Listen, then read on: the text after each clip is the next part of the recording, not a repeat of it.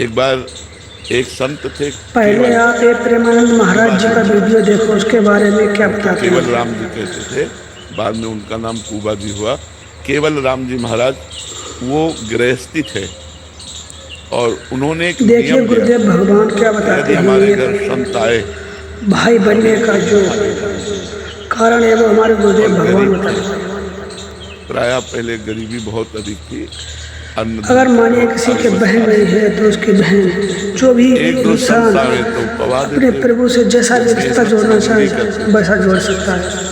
देखो कैसी भक्ति थी, मेहनत मजदूरी करते थे और जो उनके घर संत आ जाते थे उनको पवा देते थे। एक दिन भगवान की कृपा से संतों की मंडली आ गई। पहले संतों की मंडलियां विचरण करती थी, हमारे सामने तक रही हैं।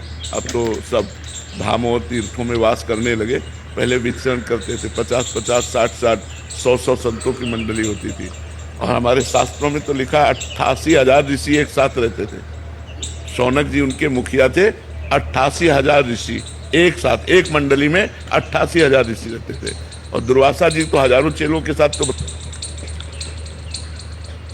भ्रमण करते ही थे। तो पहले बहुत भाई के मंडली का क्या कर्तव्य होता है और एक भाई का बहन के प्रति क्या कर्तव्य होता है, वो हमारे गुरुदेव भगवान वो बड़े के मुखारबिंद से आप लोग सुन रहे हैं। हमारा नियम है कि संत को भूखा नहीं जाने देना। तो इतनी व्यवस्था थी नहीं, 1-2 संत 4 संत की व्यवस्था थी, 60 संत की व्यवस्था नहीं थी। रोज मजदूरी करते, जो ले आते उसी में संतों को पवाते, परिवार चलाते। अब 60-150 संतों को एक साथ भोजन जिवाने के लिए, अब वो पत्नी से बोले तो हमारा नियम टूट जाएगा और आज बहुत बड़ा हानि हो जाएगी अगर संत हमारे दरवाजे से भूखे गए। पहले लोग धर्म को जानते थे, मानते थे, आज तो दबका के भगा दे, दरवाजे से दबका के भगा दे। कोई है जो संतों का आदर करते नहीं, दबका के भगा दे। अब उन्होंने बाजार में जाकर सेठों से मिलना शुरू किया कि हमारे यहाँ 50 संत आए, अगर उनको भोजन दे दो तो जो आप काम कहोगे वो हम काम कर देंगे। तो एक बड़ा चतुर धनी था, राम जी और जानकी जी ने खोद दो अगर हमारे लिए पानी के लिए, रिश्ते की मर्यादा रखी और 50 रिश्ता निभाया। भोजन, घी, दाल, चावल, आटा ये हम दे देंगे।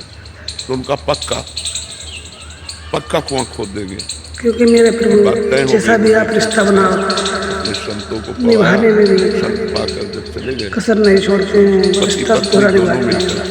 वो कैसे फावड़ा चलाते, राम, वो उनके तसला में गया, उठाती राम और बाहर फेंकती। एक एक फावड़े में राम राम जपते। मेरे प्रभु कहते हैं कोई मोई नाते अनेक जो भावे सो महीना तो लग ही गया।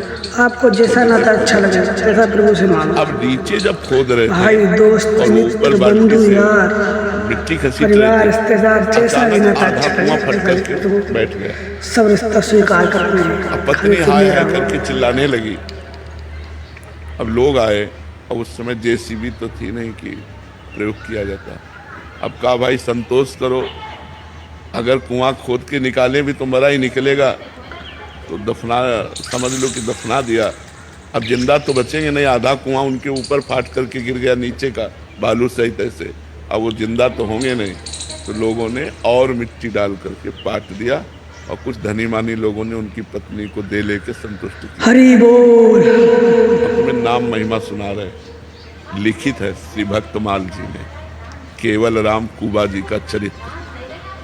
राधे श्याम, जय श्री राम। सवारी निकली जहाँ सीताराम पास में से, तो राजा को आवाज सुनाई दी,